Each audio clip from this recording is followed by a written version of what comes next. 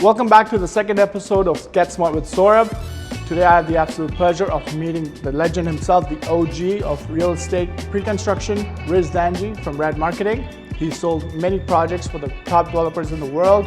Let's go for a ride, buckle up, it's going to be a fun time.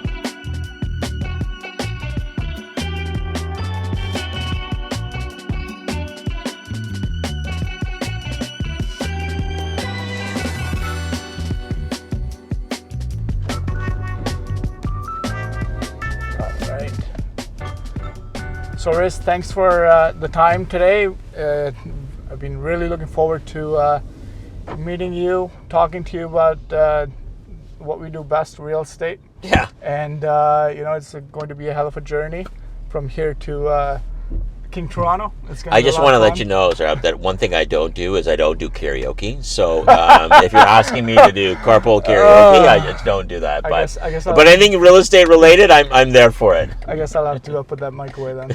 Okay, and I had the disco ball too. But yeah, thanks for your time today. And it's, no problem. It's gonna be for a lot you of anytime. Fun. And so tell me, you've been in this business a long time. You know, you sold all over the world. Tell us about yourself. Tell me about you. Yeah, so I started in real estate at a very young age. My family's all in real estate, a lot of them in project marketers. My brother's a large project marketer out in Asia. And after I graduated from University of Toronto, I decided I'm going to go learn Mandarin. Wow. So I actually went to China, and I stayed at the Beijing Language Institute for a year. And I went to learn Mandarin. Really? And then my brother called me that same year. I went to go see him, and he said, listen, real estate is booming in Hong Kong, and we're selling all these projects from Vancouver and Toronto, and you need to come there and start working. So I went there, and I got a job with a company called Vigors International. Okay. And I was selling Canadian real estate all in Hong Kong prior to the handover. So we were doing exhibitions every week, and these massive exhibitions that we see today, I was doing that come 1998. Actually, before that, 1995, 1996. And then in 1997, the market really took a turn because, China started to do the handover happened. And so I decided to come back to my hometown, which is Vancouver. So I'm originally from Vancouver. And there was nothing happening in Vancouver because the Chinese market in Hong Kong was dependent on like Vancouver was dependent on Hong Kong. Hong Kong was dying at the time. So I moved to Toronto, where I met my wife, and she said, why don't you try and work in this city? And so that was 1997. And from then I started working with developers and doing projects all the way along until I started RAD just over 5 years ago. So it's been exciting. So you're fluent in Mandarin. Well, let me just say that I was fluent in Mandarin. Yeah, it's right. Kind of like it's kind of like I don't get it sometimes, but it's kind of funny when I can understand it, and I walk in and I say a few words to some of the brokers that are out there, and they're like, "Oh my God, I can't believe that!" Right? So I'm not fluent anymore, but I can get by saying it. It's kind of like me with German because I took German in school. And then I was pretty decent because I backpacked Germany for about 3.5 months in 2008, the day after my convocation. Right. So it was very easy, smooth to get by. Right. But then over the years, when you lose touch, you don't speak to somebody. It's just kind of like And then we were in Stuttgart earlier in the year, and I was trying to impress my wife in Germany. I was like, talking to random strangers, like, what are you talking? What are you saying? I'm like, you don't understand me, but the other guys understand me. It's like, oh, okay. And she got really impressed. Yeah. And I'm like, I'm only saying 1, 2, 3. Yeah. Yeah. It's amazing how little we speak that impresses people. So yeah. Exactly. So that's my real estate career. Very nice. Now, RAD, as in the name, like you're unique. You're out of the box. You and your team have done like projects in the city that are so different. Yeah. Like design led. Like it's a RAD project when you see King Toronto, Shangri-La, One Delisle, the architecture, the design, the thought process that goes behind it. Like, how do you how do you choose your projects? How do you come up with those that architecture? Like what's the process like? Yeah, I think after I started working for developers and I went on my own with RAD, I just felt that there was a niche in the marketplace where, no sales or marketing company could really elevate the design and architecture of our city. Right. And I think that was a calling for me to be able to do not only luxury projects, but all types of projects across the GTA where we really care about real estate and we care about design, we care about architecture and furthering the city to the likes of, when you talk about London, New York, Hong Kong, you want to talk about Toronto in that mix, of course. right? Yeah. And so not many people would have the courage to be able to take on projects because sales and marketing has been done the same way in Toronto for 25 years, right? You've probably been to a launch, probably this month that was very similar to a launch that you saw the second launch that month and a third launch that happened that looked exactly the same like the first launch. It's just a repeat, a rinse and repeat of what's going on there. To sell great real estate, you really have to be a great project marketer, and that's where I've honed my craft, is really to understand what people are looking for and inspired to be part of real estate. And so our mandate at RAD is not to take on every project. We take on great projects that we believe, whether they're iconic, like you're saying, One Delisle, with a Studio Gang architecture, or Bjork Engels that we're going to see King Toronto, or the Shangri-La. We're also doing projects in the 905, whether it's Hamilton. We're also working on Scarborough. We're working on many other projects, but we're just elevating everything that we do for the developer and the client. So I think for us, really thinking outside the box, really creating architecture and design, working with a developer client to create some inspiration for people to want to buy in. Because remember, like, real estate is not something as a small purchase for people, right? Oh, for sure. And when you're buying into real estate, what people make the biggest misconception is, I look at the end price and that's the price I want to pay, right? What they don't know is that if I paid a little bit more, or I looked a little bit more and I got a better quality product that was different from everyone else, number one, I get a higher resale value. Number two, I get a higher rental value. Okay. And those are the things what people care about, whether you're buying for investment or you're buying for yourself. Right. And so that's what we care about. That's the kind of projects that we work on that really define the communities that we're working on. And uniqueness does sell. Like, I mean, if you look at the skyline, like, there's very few buildings in the skyline that are, like, unique. You could just point out very few of them. But what I found with your projects, like, niche marketing is the perfect description that you just said. Like, it has to look different because it affects the resale value. It's a statement piece. That's really what it is. Like, after a certain point, you want to buy stuff that says something. So that's one thing that I've always found with you guys. Like, it's very unique, very, very cool, very hip, and not something you would see at every corner. Yeah, and I think an interesting thing was I was watching CNBC a few months ago, maybe it was a year ago, and a guy bought a rare Frank Lloyd Wright house in LA, and paid a ridiculous price for it. Okay, and the broker was sitting there, and the interviewer was asking, why would someone pay that much price for a Frank Lloyd Wright that was built in the 1960s? Really not an amazing interior like modern to what we see today. And it just doesn't make any sense to us when there's so many other options that are out there. And so what the buyer said is that there's only one or two of these Frank Lloyd Wright's buildings in the world today, these houses. This to me is part of my art collection. Okay, this to me is something that I will hold on to, that I know will always appreciate and value. That's true. And the same conversation we had, which we'll talk about, is with Elton John and his company, right? When they decided to buy King Toronto, he's a big art collector. And basically what they felt is, this is a piece that will fit within our art collection, that we can incorporate art into and be part of. We could buy a house in Rosedale, we could buy a house in Forest Hill, we could buy another condo that's in the city. We could never buy King Toronto again. And that, to me, is what differentiates great real estate from average real estate. And that's really what it is. You have to be, again, out of the box. It has to be out of the box. Anybody can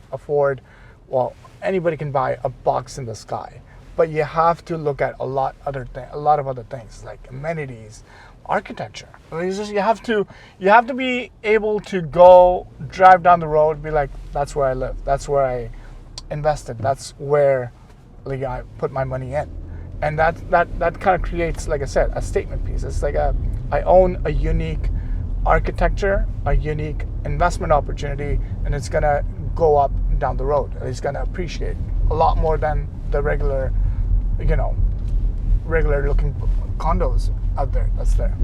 I think that's a good point to actually mention, is that when I bought at a One Delisle, or I bought at a Leaside Common project that I've done, or King Toronto, if I look at the appreciation that's been on those projects versus a typical projects that's come on the resale market, I'm substantially higher than maybe 2 to 3 times X than what someone else with a typical building would buy, because they bought it at a cheaper price. Right. So it's not the price that's the only thing that drives it. Oh, for sure. It's the quality that you're getting into. Definitely. And those people that are looking at the resale or rental will willing to pay you a higher price because it's a one of a kind. So I think a lot of investors today are focused on, I want to get the cheapest price, okay, for the cheapest unit. But then they come down to when they're closing and they're like, oh, it's only gone up by X%, right? Yeah. But you could have bought paid a little bit more and got up by Y%, which is significantly higher, right? Yeah. So I think that's what investors need to think about when they're looking to buy in a particular project. And you're perfectly, you're on point, because right now the way the market, and that leads on to my next question to you, like the market's changing. The market's changed quite a bit. It's going to change slightly more. So what's your take on it? Because everybody was, for the most part, looking for the best deal out there, or still is. But surprisingly, like the higher end product, the 2 bedrooms, the 3 bedrooms, are doing extremely well. Mm-hmm. It's the smaller inventory that's not as fast as the bigger counterparts. So where do you think the market's heading? What do you think the challenges are going to be, if any? Because it's changed drastically in a couple of months. Yeah, so I think that's a good question. Like, what I find right now is the luxury market on the condo side is on fire. Right. I believe in the past 2 months, RAD has sold close to $30 million worth of real estate. That's an impressive number. And these are like penthouse suites in our units, our boutique units at 4A condos, our 2 or 3 bedroom units at 4A condos, our 2 or 3 bedroom units at King Toronto are all selling like hotcakes. Right. If you ask me about the lower end of the market, like that mid-tier between, $800,000 or $700,000 to 1.5, it's struggling. Mm-hmm. So that kind of tier of the market is struggling. Right. The extreme low end of the market, we're talking 400, 500, maybe 600,000 in certain pockets are doing well. Right. Okay. But there's a big disconnect that's happening, right? So those people who have the money are not fazed about what's happening in the market today. Exactly. Yeah. They don't really care. Right. They know what the long-term trajectory of real estate is, right? The ultra low price point is great for those first-time buyers who couldn't afford to buy into real estate, right. Are looking at some options on there, right? The other group of people are scared, right? These are the people that believe that real estate will continue to fall in this marketplace, okay? Yeah. And that's a bad misconception. And the great thing is that I have the ability to work with a lot of clients, and I can forecast out my next year's launch, my 2024 and my 2025 launches. Right. And so I sit with them on their pro formas, and what I'm looking at is significantly increased prices on these pre-construction projects going into next year, 2025, 2024, 2025, right? The reason is because the city of Toronto and the province, although they talk about affordability, it's a lot of talk. Yeah, they're actually making it worse for developers. Okay. What they've done is they've increased development charges by 49% just this April, which is phased in over 2 years. Development charges get passed 100% onto the the end user or the investor buyer. Exactly. Okay, Yeah. so you're going to be paying for that regardless. Yeah. Okay. The next big problem that they talk about is tackle affordability is by saying you, Mr. Developer, are going to be having to have inclusionary zoning in your condo. What does that mean? 5% of your units have to be affordable. So if the average income of Toronto is, let's say, $55,000 to $60,000 for an average income earner that can't buy into real estate, you must be able to, on a 30% gross basis, be able to provide housing at that cost to that buyer. Wow. So let's say that you are buying unit 701, and you bought a 1-bedroom, and you're paying, let's say, 800 or 900,000. Okay. Your guy next door is buying 704, which is the same layout. Yeah. Okay, and that guy is paying $400,000 for that Ridiculous. unit. Okay, so that's $700,000 to $400,000. You have that big- same buyer in that same unit next door to you, same finishes, everything. Yeah. But that $400,000, a big portion of that is being paid by you. Exactly. The costs are coming on to me. Right, Or- because the developer saying, I'm not taking that cost because I can't make any money. Exactly. So what I'm doing is I'm throwing on that cost to the market units and spreading that cost out. That doesn't really help anybody. at Which all. doesn't help anybody. It's not at all. affordable. It's not but affordable. for the politicians, it makes it sound great. We are building more affordable housing. We're making developers pay for it. Yeah. What they're doing is they're making you pay for it. Yeah, right? exactly. So it's all this facade to get reelected, and it's not housing affordability. The city of Toronto and most of the provinces, like GTA, Brampton, Vaughan, everywhere, they're putting on so much pressure onto developers to solve their problems that they're actually putting the problem onto the end user buyer. Let me ask you this: recently it was said like they're planning on making 1.5 million homes just to, solve the problem of housing and stuff. That's not realistic. Like, I mean, with the amount of red tape that goes around in the city and in the province, I would be very surprised and happy to see if they can even achieve 50,000, if that. Yeah, so there's a number of issues with that. So the city, the province, the federal government, the cities are all trying to get to this 1.5 million misconception known unattainable number of homes. Okay, what they've done is they put into place where they say we're going to expedite building proposals. Right, we're going to make it easier for you. We're going to make it easier for you to build rental accommodation because we're going to lower DCs for rental accommodation. We're going to make everything a lot faster on the approval process. They've never been able to do that in any type of directive that they've done over the past 30 to 40 years ever before. So I can't see that happening. The biggest problem that you have is you have a shortage of labor. Right. Okay? So let's be honest. The construction costs are going through the roof because a big portion is materials, which is coming down, and that will be reflected in future costs. Right. But you just don't have enough trades. Okay. You don't. Yeah, and a lot of them are retiring too. A lot of them are retiring. Yeah. Now here's the non-brightest thing I read about this today. That the federal government said we're going to tackle this problem by increasing immigration. We're now at 400,000. Yesterday they said 500,000. Yeah. So now they're increasing immigration by like 20 to 30%. So you're having 500,000 people coming here. Yeah.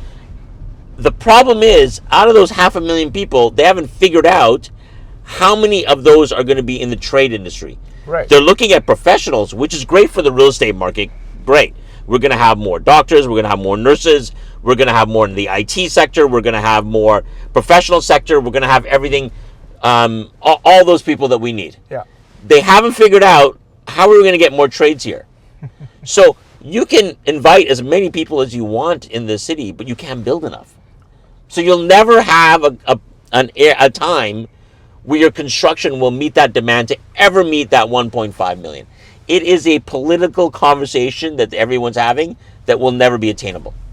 It's ridiculous. Right. But I mean, again, like 1.5 is, who are they trying to make happy? Like 1.5 million, sure, but it doesn't make any sense with the amount of red tape and immigration. Sure, they've increased another 100,000, but how do you even control that? We got lawyers, doctors, surgeons driving taxis from previous years. how do you make it fair to them, right? I mean, immigration, sure, you can say a lot of things, but realistically, I don't think it's achievable at all. They're just trying to make people happy, pretty much. I think what they have to do is look at like a Singapore model. And what Singapore has done is they've allocated funds for themselves to build on their own crown land affordable housing for those who can't afford it. Oh, I see. And the government itself has funded it. Okay? So they are funding the development of affordable housing for their people. Okay. Canada is trying to pass it on to developers and everybody else to solve their problem. But do we have that kind of money to do that, though? Like we don't have that money. Yeah. And so we're trying to say, okay, we don't have the money to do that. So let's try and push it onto developers to try and solve that problem. It'll never work. It just doesn't work. I mean, it's people, my investors, me, or my end user buyers, they're the ones who are going to end up paying for it. Anyway. Correct. You are paying for their for what the city wants or the province wants for other people to be able to move and buy affordable housing into the city. Okay, I got to stop you there because I really need to show you one of the coolest projects that I've come across ever. I'm sure you've heard about it. It's called King Toronto. Yep. And here we are. The crane's up. It's under construction, and we're gonna touch base on this in a little bit as we go in and show what you have to offer inside. Absolutely. Let's do it.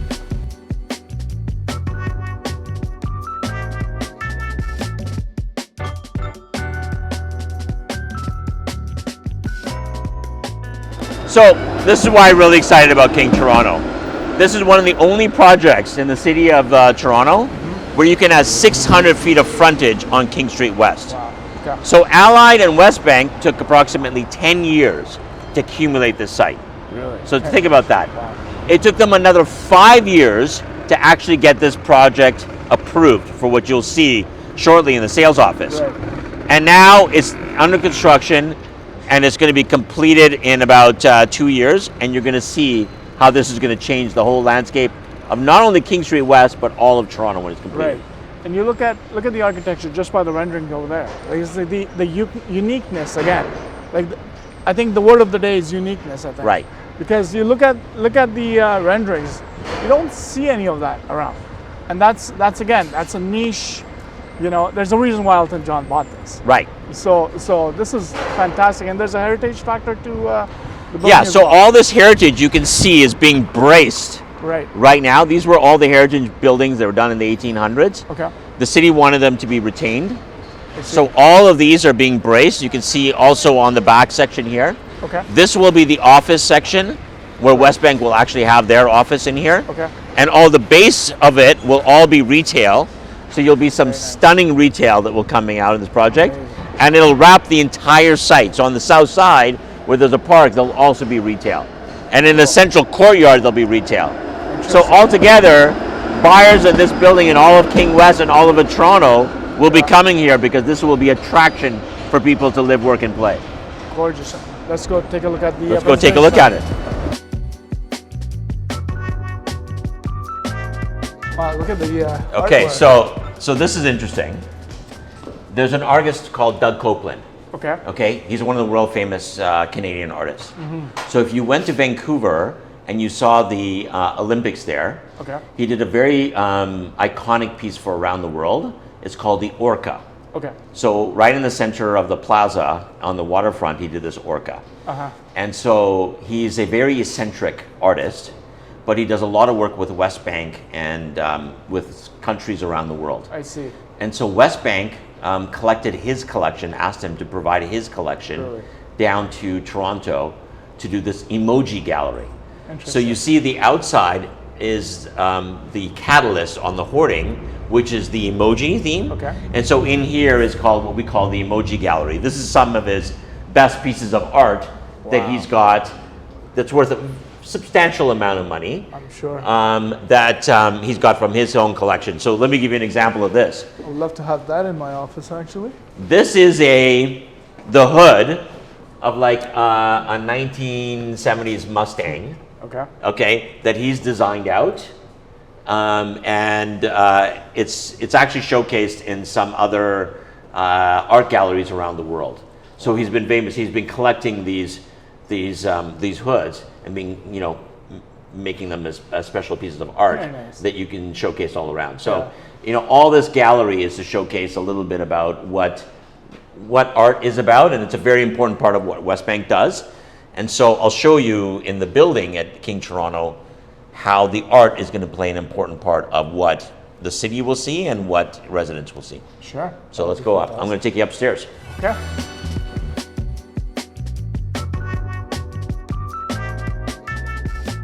So this is King Toronto.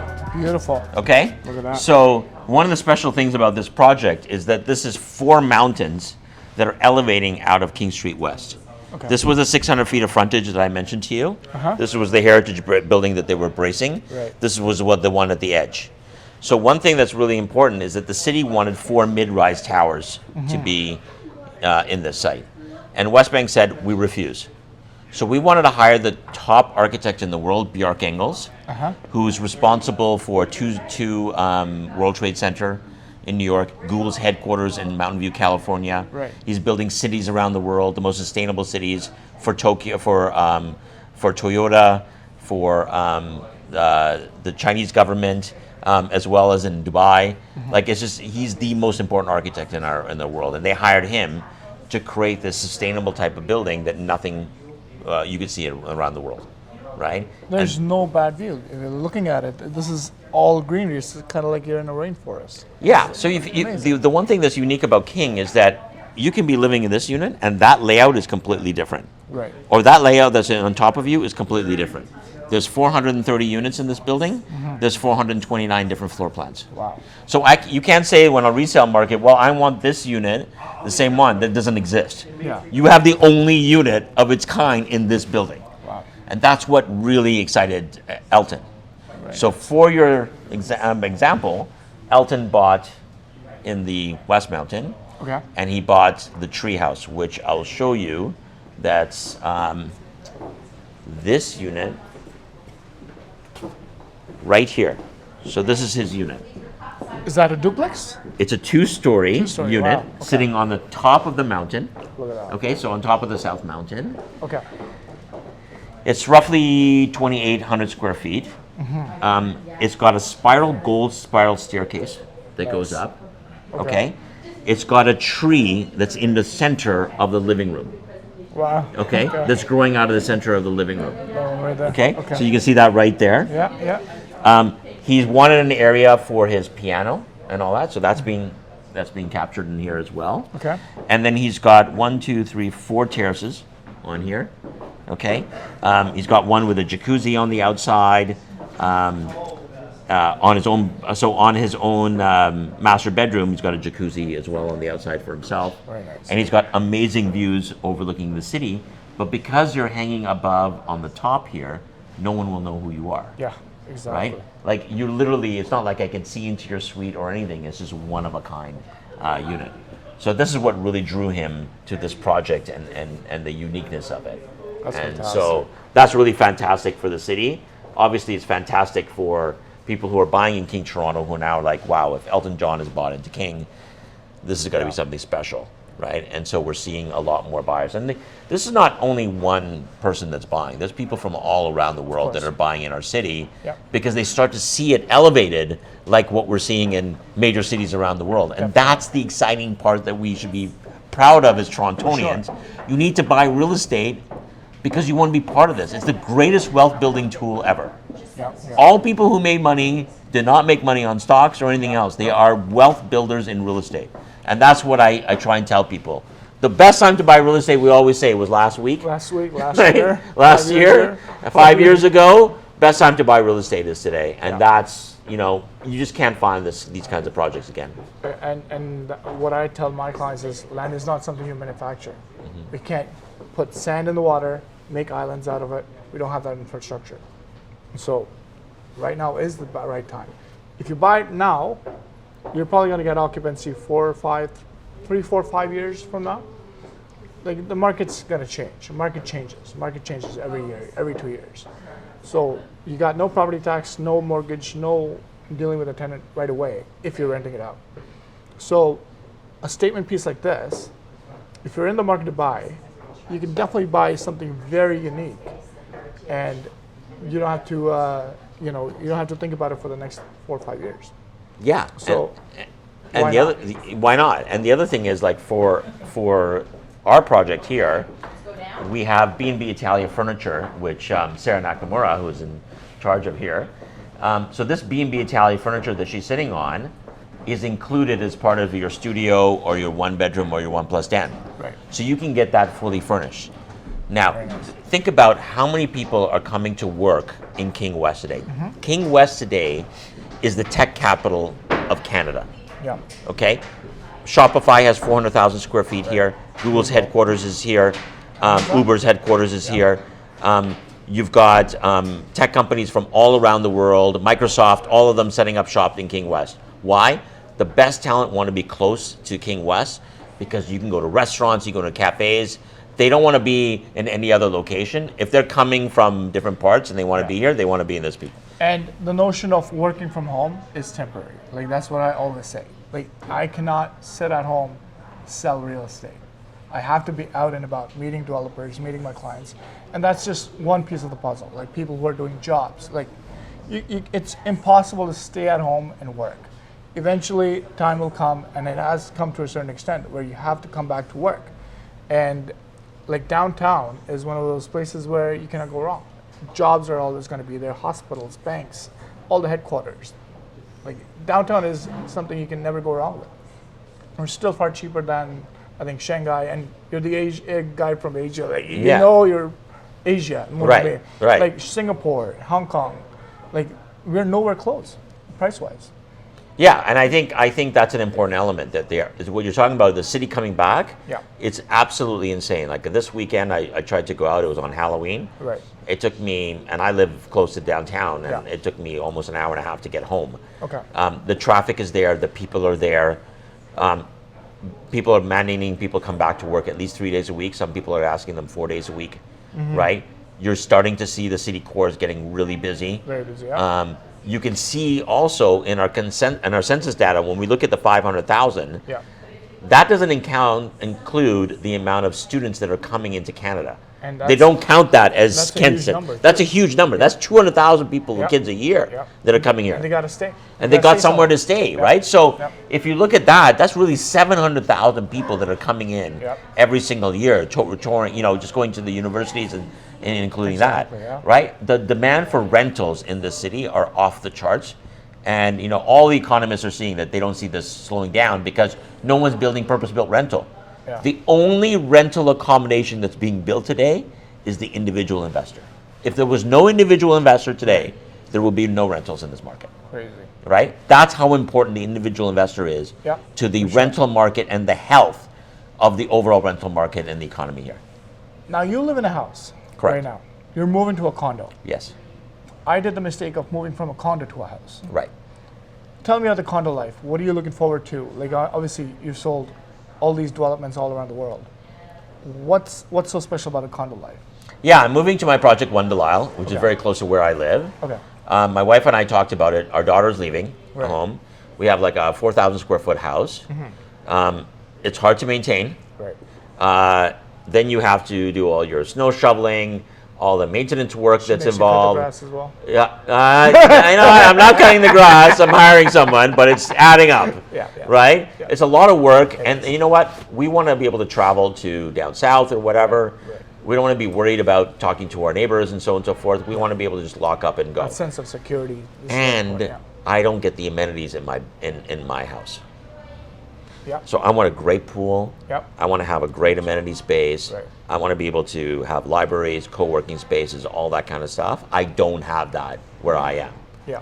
So for me to be able to move into a One Delisle that has all this, and I can walk outside my door, grab my Starbucks, okay, and head off to work.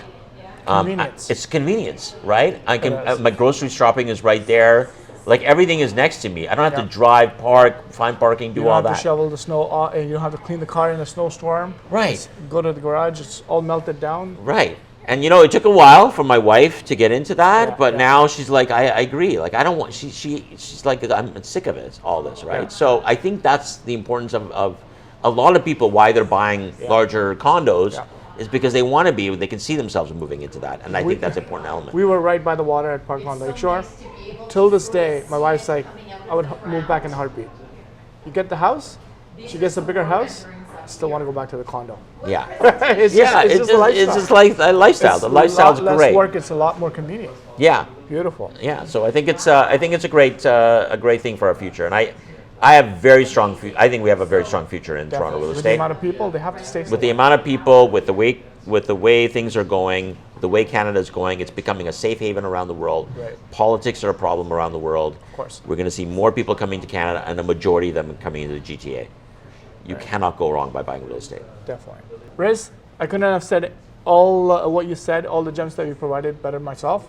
Thanks for your time. It's been a fantastic time spent with you this evening. And again, I couldn't be more thankful to you for your time. I know you're a very busy guy. You have an appointment to go to. And thanks again. Thank you Thanks so much your for time. having me, and I hope you guys learned a lot and they listen to you when they're buying real estate because you have the knowledge about it, and I think the future is only good. So buy today. And I mean, dealing with the legend himself, Riz Dhanji. I mean, it's straight from the horse's mouth. Not that I would say no, but you know, it's a pleasure. Thank you very much. Thank you so much for having me.